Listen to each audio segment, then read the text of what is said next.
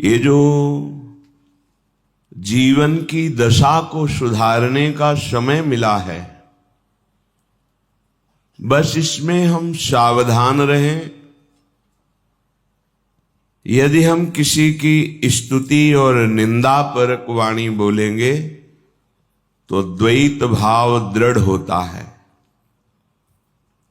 कोई दूसरा है, ये जब तक भाव रहेगा तब तक भगवत प्राप्ति में बहुत बड़ा विघ्न है। आंतरिक भाव में बहुत जल्दी अध्यात्म की ऊंचाई पर, भक्ति की भूमिका पर पहुंचने के लिए उपासक को ये सुधार करना अनिवार्य है। किसी की किसी भी तरह चर्चा नहीं होनी चाहिए। अगर हो तो भगवत भाव को पुष्ट करने वाली हो। हम अधिक समय और अधिक भजन व्यर्थ कर देते हैं वाणी के अपराध के द्वारा, जिसे हम महत्व नहीं देते। शारीरिक अपराध तो बहुत ही अज्ञानता की बात है, पर अधिकतर अपराध वाणी से बनते हैं। उपासक को हर समय ये सावधानी रखनी है, बोलना है तो भगवद वार्ता अपने प्रियालाल के विषय में या किसी महाभागवत के सिद्धांत, पावन उपदेश, पावन चरित्रों में, नहीं तो वाणी को मौन रखना है। प्राय हम देखते हैं ये वाणी बड़ी मलिन वृत्ति प्रकट करने वाली, बहुत ही प्रापंचिक प्रवृत्ति से युक्त कर देने वाली चेष्टा करती है। कुछ लेना देना नहीं, बैठे तो कोई न कोई व्यक्ति हमारे सामने होगा, आंतरिक दृष्टि में कहीं उसके गुण वर्णन कर रहे हैं, कहीं उसके दोष वर्णन कर रहे हैं। आप देखिएगा हृदय में, ये हमारी साधना को बहुत ही मंद और हृदय को मलिन कर देती है वाणी। ताते मौन रहबो उचित है, श्री ध्रुवदास जी ने कहा है। मौन से बहुत बचाव हो जाता है। संकल्पित मौन मत रहिए, विचार मौन सबको रहना चाहिए। अनावश्यक भाषण बोलना अपराध ही मानो। देखना, जब आपकी वाणी खुले अर्थात वाणी की दशा में हो, तब आप अपनी वाणी को सावधानी पूर्वक निरीक्षण कीजिए, किसकी चर्चा कर रही है। यदि आप सावधान नहीं है तो किसी व्यक्ति की, किसी वस्तु की, किसी स्थान की या तो अनुकूलता जनित गुण चर्चा कर रही होगी या प्रतिकूलता जनित दोष चर्चा कर रही होगी, और इसी से हमारा जो साधन पथ है वो बहुत शिथिल मंद गति हो जाता है, हम जान नहीं पाते। और श्रीधाम वृंदावन में तो एक बहुत बड़ी सूक्ष्म बात है। हमें परिक्रमा करते हुए एक संत भगवान मिले थे, तो उन्होंने ऐसे स्वाभाविक कृपा करते हैं। उन्होंने कहा कि बाबा एक बात ध्यान रखना, अगर यहाँ लाभ प्राप्त करना है तो किसी के विषय में दोष दर्शन मत करना और किसी के दोषों का वर्णन मत करना। नहीं तो जिन दोषों का आप वर्णन करेंगे वही दोष आप में बहुतायत रूप से हृदय में हो जाएंगे। परिक्रमा में खड़े होकर उन्होंने कहा था। उस बात का अनुभव भी हुआ है। अगर हमने किसी के दोषों का वर्णन किया है तो बहुत हृदय जला है और ऐसा अनुभव हुआ है कि वो दोष हम में है। इसलिए परमार्थ के उपासक को माया दोष दर्शन कराएगी, इसका काम है। जैसे भक्ति निर्दोष दृष्टि लाती है तो माया दोष दृष्टि लाती है। जहां आपको किसी पर दोष दिखाई दे तत्काल अंतर में लौटिए। आपकी अंतर्दृष्टि में वो दोष है, इसीलिए आपको बाहर वो दोष दिखाई दे रहा है।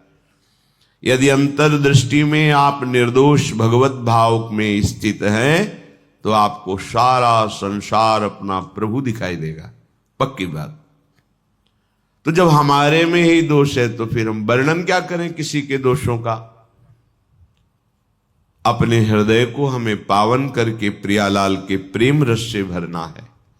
किसी पर यदि किसी को दोष दिखाई देता है तो वो दोष अपने में होता है, इसलिए बाहर दोष दिखाई देता है। ये बड़ा अहंकारी है, ये व्यभिचारी है, ये पापी है, ये नीच है, तो सच्ची मानिए आपके अंदर वो वृत्ति है, तभी आप बाहर उस वृत्ति का दर्शन कर रहे हैं। नहीं तो देखो महापुरुषों ने देखा अपने आराध्य देव को, जित देखो तित श्याममयी, और कह रहे श्री राम में सब जग जानी, वो कह रहे सलवम खलमिदम ब्रह्म। तो इसका मतलब हमारी वृत्ति दूषित है। तो तेरे भावे जो करे भलो बुरो संसार, नारायण तू बैठ के अपनो भवन बुहार। हमें अपना हृदय पावन करना है, जिससे हमारे प्रिया प्रीतम हमारे हृदय में आकर विराजमान हो जाए। ये गौर श्याम जोरी हर समय मंद मंद मुस्कुराती हुई लीला परायण हमारे हृदय निकुंज में सदैव लीला करे। हमें यही आराधना का फल प्राप्त करना है, पर हम सावधान नहीं रहते। वाणी को हम एकदम खोले हुए हैं और ये नहीं सोचते कि बड़ा सा बड़ा अपराध इसी से बन जाता है। बहुत विचार पूर्वक वाणी बोलिए और उसमें देखिए कि प्रिया प्रीतम है कि नहीं आपकी वाणी में। गुरुदेव, भगवत प्रेमी महापुरुष, इनकी चर्चा है कि नहीं? नहीं है, मौन हो जाइए। आप भगवत प्राप्ति के मार्ग में चले हैं, अब आप अगर चूक करेंगे तो फिर ये वाणी का अपराधी आपको धाम की जो महिमा है उसमें डूबने नहीं देगा। आपसे हृदय की बात कहते हैं। यहां साधन कम और लाभ बहुत ज्यादा मिलता है।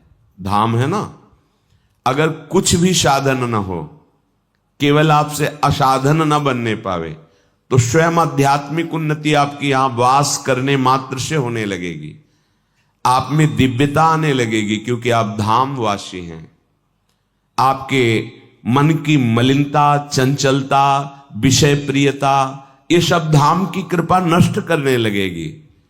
पर धाम में रहते 20 वर्ष हो जाते हैं और हमारी आध्यात्मिक उन्नति नहीं होती, भगवत प्रेम प्रकाशित नहीं होता। उसका कारण है असाधन।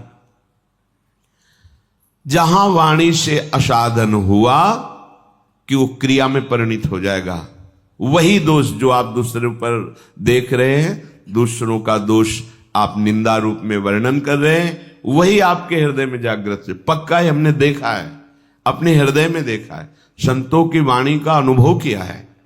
अगर हमसे गलती हो गई तो हमें गलती माननी पड़ी है, प्रणाम करना पड़ा है, बार बार पश्चाताप करना पड़ा कि हमसे त्रुटि हो गई, हमारी दृष्टि ठीक नहीं थी, हमने दोष दर्शन किया, हमें क्षमा करो। आचार्य से, गुरुदेव से, जिसके प्रति दोष दर्शन हुआ उससे। इसलिए सबसे प्रार्थना है, वाणी बहुत संभाल कर बोलिए। आवश्यक है तो बोलिए, नहीं तो भोरी सखी का ये दोहा याद कर लीजिए, ना काहू सो बोलिबो, ना कोई व्यवहार, अपनी कुंवरी किशोरी को जियत निहार निहार। इससे बढ़कर कोई बात नहीं है। ना काहू सो बोलिबो, उदासीन रहो। ना कोई व्यवहार, हमारा परमार्थ और व्यवहार लाडली जो हैं, हमारा व्यवहार भी उन्हीं से चलता है। हमारे शरीर की आवश्यक सामग्री, हमारे शरीर की व्यवस्था हमारे आराध्य देव के द्वारा होती है, और हमारे परमार्थ की उन्नति, परमार्थ की दृढ़ता आराध्य देव के द्वारा होती है। हमारे व्यवहार और परमार्थ सब कुछ हमारे आराध्य देव युगल सरकार है। बस फिर हमको किसी से व्यवहार जनित वार्ता क्या करनी, परमार्थ जनित वार्ता तो हमें केवल रसिकों के संग से प्राप्त होगी, जहां हमें लाडली जो मिलेंगी। परमार्थ का विविध स्वरूप है, विविध साधनाएं हैं, उनका विविध फल है, वो सब हमें नहीं चाहिए। हमें प्रिया प्रीतम चाहिए, वो मिलेंगे रसिकों की कृपा से।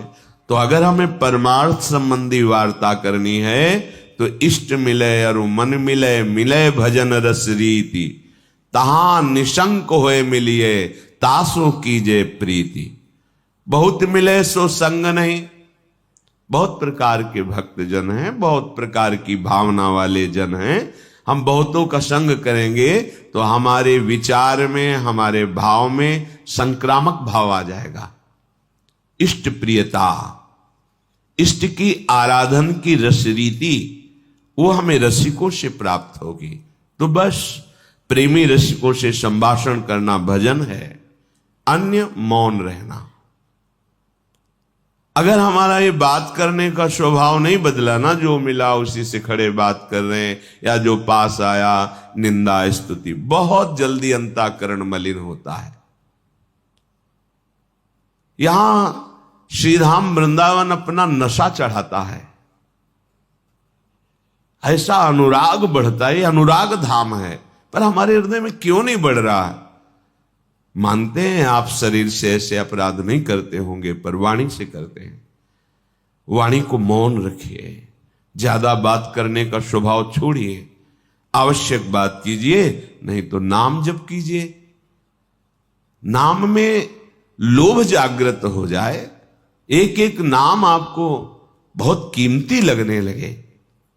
ये प्रियालाल से प्रार्थना कीजिए कि आपको प्रियालाल के नाम में प्रीति हो जाए। नाम में प्रीति ना होने के कारण हम ग्राम्य वार्ता, लोक वार्ता, विषय वार्ता, ये सब करते रहते हैं। क्या हम उपासक हैं? यदि हम ग्राम्य वार्ता करते हैं, लोक वार्ता करते हैं, संसारिक राग द्वेष की वार्ता करते हैं, नहीं, हमारे पास समय नहीं है। रूप छके घूमत रहें, तन को तनिक न भान, ये हमारा मार्ग है। हमारे हृदय में जलन होनी चाहिए। विरह कमंडल कर लिए बैरागी दो नैन, मांगत दरस मधु करी, छके रहत दिन रैन। नेत्र हमारे बैरागी हो गए, अब प्रियालाल की रूप झांकी के सिवा कुछ देखना ही नहीं चाहते। हमारे प्राणों का पोषण जैसे माधुकरी वृत्ति से होता है, तो अब हमारे प्राणों का पोषण प्रियालाल के नाम गुण रूप से होता है। इसे कहते मदगत प्राणा। भगवान कह रहे मत चित्ता मदगत प्राणा बोधयंता परस्परम। मेरे चित्त वाला, मेरे प्राण वाला। अब हमारे प्राणों का पोषण प्रियालाल के यश से होता है। अगर प्रियालाल का यश सुनने को ना मिले, प्रियालाल की बातें सुनने को ना मिले, तो हृदय में पीड़ा होनी चाहिए। बावरो सो रस में फिरे, खोजत नेह की बात, कोई प्रेम बात, कोई प्रियालाल की बात, कोई प्रियालाल के महाभागवतों की बात सुना दे। एक एक इंद्रिय हमारी आराध्य देव में लगे, ये आप सावधानी से निरीक्षण करते रहिए।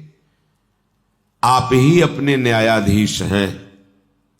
शास्त्र और सदगुरुदेव की वाणी को सामने रखकर अपने आचरण को जांचिए, अपनी इंद्रियों की चेष्टाओं को जांचिए, अपने मन के संकल्प विकल्प को जांचिए, और जहां त्रुटि हो तो नाम बल लेकर के, भगवत चरणों का बल लेकर के उस त्रुटि को त्यागिए।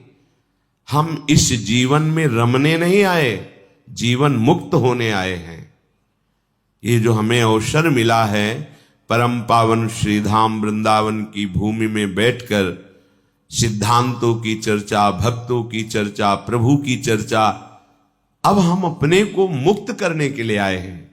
हर वासना से, हर द्वंद्व से, हर समस्याओं से, जन्म मरण से अब हम मुक्त करने की चेष्टा कर रहे हैं। तो यदि हम व्यवहार करेंगे, प्रपंच की वार्ता करेंगे, तो हम बंध जाएंगे। वो वाणी से ऐसा कर्म बन जाएगा जो हमारे जीवन मुक्तता में बाधा पहुंचा देगा। सोया हुआ अहंकार जग जाएगा। अहंकार जगा तो जन्म मरण पक्का। अहंकार गलित हो गया, बात पक्की, हम जीवन मुक्त हो गए। इसलिए सावधानी पूर्वक निरंतर नाम जप का अभ्यास, लीला गायन, और अपने वाणी को मौन का विशेष आश्रय दीजिए। स्वभाव बना लीजिए ना बोलने का। किसी किसी का स्वभाव होता है बस लगे ही रहते हैं बातचीत करने में। ये साधक का स्वभाव ठीक नहीं है। चल रहे हैं हंसते हुए बात कर, नहीं, बात करना है। पूज्य पंडित गया प्रसाद जी की जीवनी में देखा, अगर परिक्रमा चल रहे हैं, कोई बात कर रहा है तो या तो मौन इशारा कर दिया, यदि संतजन कोई भागवतिक बात कर रहे हैं तो खड़े हो गए वहीं, बात की, फिर परिक्रमा को प्रणाम किया, चल दिया। हमारे एक एक कदम प्रदक्षिणा ही है। हम प्रियालाल को जीवन समर्पित कर दिए हैं तो हमारा जहां भी चलना है वो परिक्रमा ही है। हम जो भी बोलते हैं वो स्तुति ही है, हम जो भी करते हैं वो पूजा ही है, क्योंकि भगवत समर्पित जीवन के द्वारा जो कर्म होते हैं वो सब योग बन जाते हैं। कर्म न रखकर योग बन जाते हैं। इसलिए हम अपनी बुद्धि को पवित्र रखते हुए ठीक निर्णय करें। ये बुद्धि मलिन हो गई तो ठीक निर्णय नहीं कर रही, इसकी मलिनता का त्याग कीजिए। न किसी से बात करने की रुचि हो जाए, न किसी से व्यवहार करने की रुचि, बस समझ लो कि हमारा परमार्थ सुंदर चल रहा है। अब चलो अकेले बैठे किसी से मिलते हैं, ये परमार्थ का स्वरूप नहीं। एकांत बैठना सीखो। कभी तो 1 घंटा तो ऐसा निकालो 24 घंटे में, सेवाद शांत बैठे, मन की दशा को निरीक्षण करो, कहां जा रहा है, क्या प्रियता बची है मन के अंदर से, ये किस भोग की तरफ ज्यादा आकर्षित हो रहा है, और फिर डांट लगाओ उसको, विवेक के द्वारा उसको, विचार के द्वारा उसको समझाओ, समझ जाता है। जब आप उस विचार शून्य होकर मन को छूट दे देते हैं तो संकल्प विकल्प करके भोग क्रियाओं में फंस जाता है। साधक ऐसा नहीं होता। साधक विचार करके मन को समझाता है। जब मन नहीं समझता है तो उसके उपेक्षा कर देता है, जा तुझे जहां जाना है, राधा राधा राधा, वो कुछ नहीं कर सकता है। ये जीवन मुक्त होने के लिए है। जीवन मुक्तता की तरफ तुम्हारे कदम बढ़ रहे हैं, इसकी पहचान जब आप शांत बैठे तो आपके हृदय में अपने आप प्रियालाल का स्फुरण होना चाहिए। यदि किसी व्यक्ति की झांकी आती है, कोई वस्तु का दृश्य आता है, कोई भोग सामग्री, तो अभी आप उसमें फंसे हैं। ये पहचान है जीवन मुक्तता की तरफ। कोई चाह नहीं, अन्य कोई स्मृति नहीं, एकमात्र। कल सुना महर्षि मार्कंडेय जी 6 मनवंतर तक एकाग्र चित्त होकर भगवान के चिंतन में, एकाग्र 6 मनवंतर, कितना समय होता है, युग नहीं मनवंतर। हम 6 घंटे भी एकाग्र नहीं हो सकते, तो हम प्रयास तो करें ना। जब हम कहीं एकांत बैठे हों, क्रिया रहित हो, तो हमारी वृत्ति कहां है? मोबाइल में है, मोबाइल के नंबरों से संपर्क में है, या कोई भोग क्रिया का चिंतन, या कोई भोग सामग्री का चिंतन, या किसी रिश्ते नाते व्यक्ति का चिंतन। ये हमारे लिए बहुत बंधन है। अंदर की बात, तत्काल इसको काटना सीखो। नहीं। और श्यामा श्याम राधा वल्लभ श्री हरिवंश चिंतन, ये आपकी आंतरिक सुधार की बात है। आपको आंतरिक आनंद का अनुभव होने लगेगा, हृदय कृत्यता का अनुभव करने लगेगा। फिर किसी के उपदेश की आपको जरूरत नहीं रहेगी। आपके चित्त का समाधान हो गया तो पवित्रता आपके रोम रोम में, आनंद आपके रोम रोम में। वो तो भक्तजन रंजन प्रभु हैं, उनकी चर्चा सुनना व्यसन हो जाता है, भक्तों की चर्चा सुनना व्यसन हो जाता है। अब उसको कोई जानकारी नहीं चाहिए, उसके चित्त का समाधान हो गया है, केवल अपने प्रभु में लगा हुआ है। ये बड़े बड़े ऋषि मुनियों, संत महात्माओं और शास्त्रों की सार बात आपको बता रहे हैं। जब आप एकांत बैठे तो यदि आपके एकांत चिंतन में कोई व्यक्ति आ रहा है तो आपका राग है या द्वेष है? कोई वस्तु, कोई व्यक्ति, कोई स्थान, कोई घटना, कोई परिस्थिति, यही मन फेंकता है। अभी आप जीवन मुक्तता की तरफ नहीं है। काटिए उसको, उदासीन होइए, विचार के द्वारा उसको रोकिए, रुक जाता है, शांत हो जाता है मन। जब उसको डांट लगाओ तो शांत हो जाता है। हमारा मन ऐसा निश्चल हो जाए जैसे एकांत में रखा हुआ दीपक, उसकी ज्योति बिना हिले डुले अखंड जलती, ऐसे ही हमारा मन शांत होकर केवल प्रियालाल के नाम में, रूप में डूब रहा है। कैसे उस आनंद का कोई वाणी के द्वारा वर्णन कर सकता है जिसका मन निश्चल होकर प्रभु में लग गया है। कि क्रोध बड़ा है या क्षमा? अगर हमारे साथ कोई दुर्व्यवहार करता है तो मुझे क्रोध से विजय प्राप्त करनी चाहिए या क्षमा से? तो उन्होंने कहा कि दोनों अपनी जगह ठीक है। ना तो सदा क्रोध ही करना चाहिए और ना सदा ही कोमल बने रहना चाहिए। विवेक पूर्वक देखना चाहिए कि इस समय आवश्यकता किसकी है, तेज धारण करने की या शांत होकर सहने की। जो इस विवेक को नहीं धारण करता है वो अपने सतमार्ग को खो देता है। अब आपके गुरु निंदा कोई कर रहा है, इष्ट निंदा कर रहा है, धर्म विरुद्ध आपके साथ व्यवहार कर रहा है, एक बार क्षमा करने का अवसर है। पहली बार जिससे मिले हो और वो गलती कर रहा है तो उससे क्षमा कीजिए। एक बार क्षमा, सावधान, अब दोबारा शब्द नहीं, एक बार क्षमा। अगर दोबारा तो आप में सामर्थ हो तो जबान बंद कीजिए, नहीं कान बंद कीजिए और वहां से निकल जाइए। दंड देने की सामर्थ अपने लोगों में नहीं है, क्योंकि ईश्वर दंडधारी है, हम उनके दास हैं, वो देख लेंगे। अपने को हट जाना चाहिए। उस सभा में, जिस सभा में अधर्म बर्ताव हो रहा है, यदि आप बैठे रहे तो उसी अधर्म के आप भी भागी बनेंगे। जिसमें संत निंदा हो रही, भगवत निंदा हो रही है, अगर वहां आप चुपचाप बैठे हैं, विरोध नहीं कर रहे हैं, तो वही पाप आपको भी लगेगा जो निंदा करने वाले को लगेगा। इसलिए या तो उठ के वहां से चल दें और या फिर उसका विरोध करें, सभा में खड़े होकर उसका विरोध करें कि आप ऐसा नहीं कर सकते। इसके करने से आप पाप से बच जाएंगे। अवसर देख करके कभी कभी शांत होना पड़ता है और कभी कभी भयंकर रूप भी धारण करना पड़ता है। इससे वो अपने परमार्थ को बचा लेता है। तुम्हें क्षमा का अवसर बताता हूं, जैसा मनीषी पुरुषों ने अनुभव करके सिद्धांत लिखा है। जिसने कभी तुम्हारा एक बार उपकार किया हो जीवन में, बड़े से बड़ा अपराध बन जाए तो उसको एक बार माफ कर दीजिए,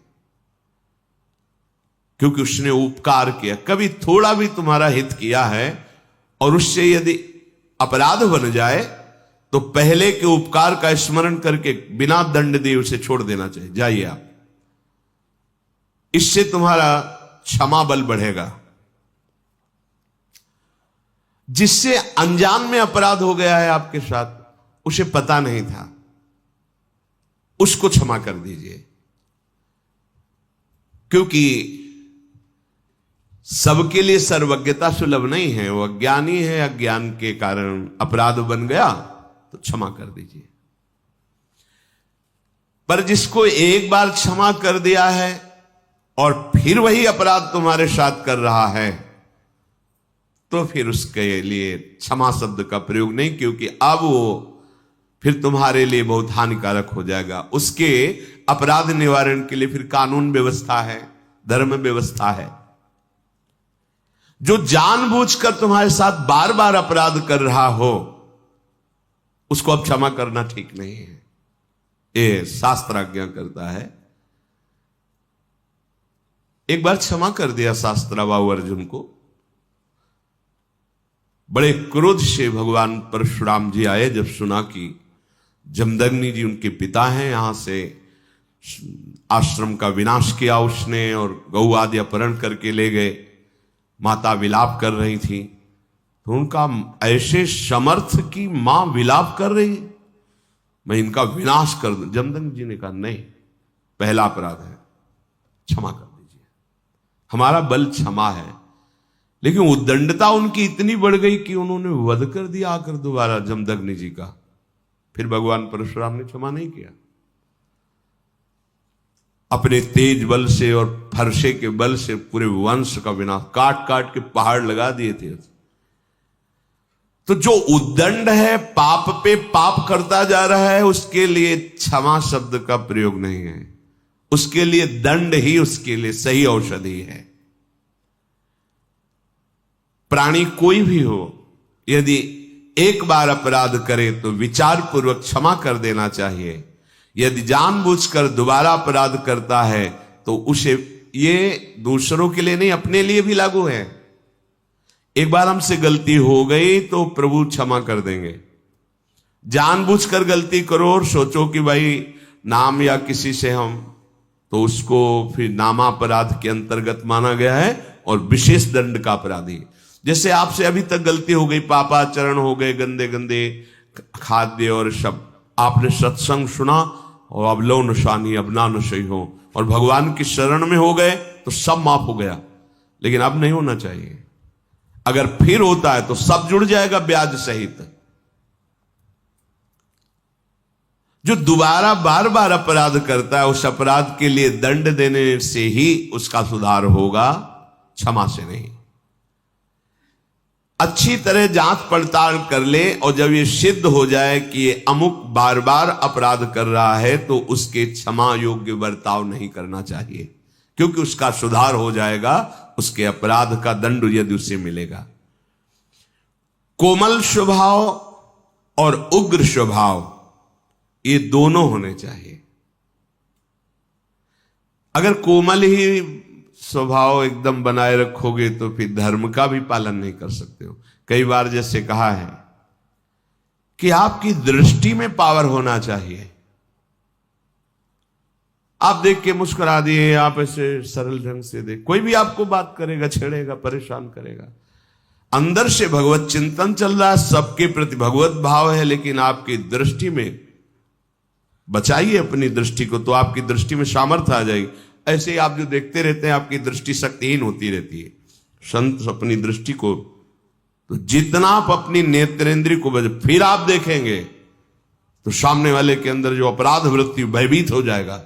दृष्टि में बहुत तक, सगर के जो 60,000 पुत्र थे, बड़ी मनमानी करके वो, किसी ने घोड़ा बांध दिया था कपिल आश्रम में, भगवान कपिल देव जी तो अपने ध्यान में ही थे, बड़ी उद्दंडता शुरू कर दी आश्रम में। तो केवल देखा ही था, भस्म हो गए, संकल्प नहीं किया था, ऐसा शास्त्र में लिखा है कि उन्होंने संकल्प किया हो जाओ भस्म, ऐसा कुछ नहीं, केवल देखा ही था, भस्म हो गए। उन्हीं के उद्धार के लिए तो भागीरथी गंगा जी का प्रादुर्भाव भूतल पर हुआ।